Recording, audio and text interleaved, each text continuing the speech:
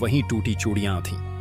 रवि की सांसें तेज हो गईं। तभी अचानक साया उसके सामने आकर गायब हो गया और कमरे में सन्नाटा छा गया। रवि को लगा शायद वह सपना देख रहा है। उसने खुद को संभालने की कोशिश की, लेकिन तभी खिड़की के बाहर से वही फुसफुसाहट फिर सुनाई दी।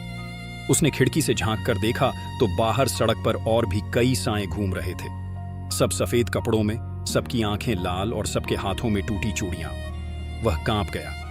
कुछ ही देर बाद उसके दरवाजे पर दस्तक हुई। दस्तक इतनी धीमी थी कि जैसे कोई अंदर आने के लिए नहीं बल्कि बुलाने के लिए कर रहा हो।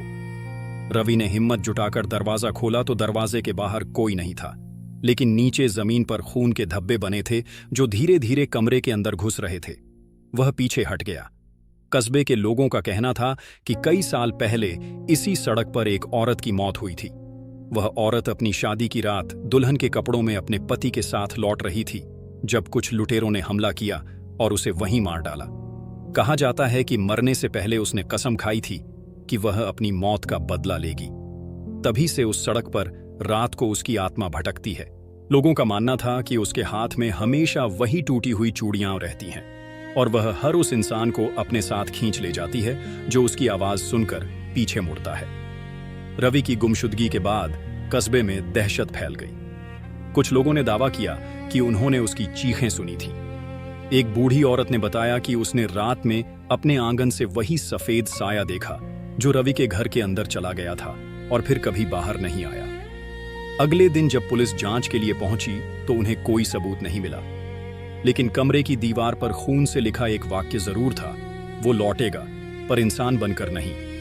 उसके बाद कस्बे में और अजीब घटनाएं होने लगी। बच्चों ने रात में अपने सपनों में रवि को देखा जो खून से लथपथ मदद की गुहार लगा रहा था। खेतों में काम करने वाले किसानों ने बताया कि कई बार उन्होंने आधी रात को किसी के रोने की आवाज सुनी।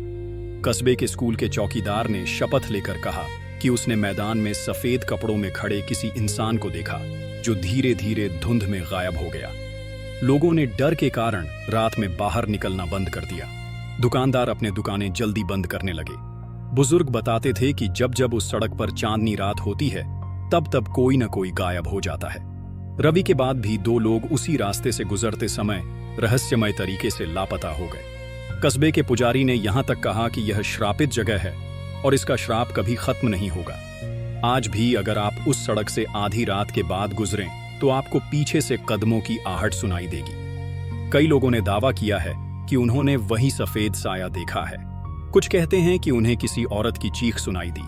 कस्बे के बुजुर्ग बताते हैं कि उस सड़क से बचना ही सबसे अच्छा है, खासकर अंधेरे में। और अगर कभी आपको कोई आवाज पुकारे तो कभी पीछे मुड़कर मत देखना, वरना शायद अगली सुबह लोग आपके बारे में भी वही कहानियां सुनाएंगे जो आज रवि के बारे में सुनाई जाती हैं। अगर आपको ये डरावनी कहानी पसंद आई तो चैनल को सब्सक्राइब करें और घंटी का बटन जरूर दबाएं ताकि अगली भयानक कहानी आप सबसे पहले सुन सकें।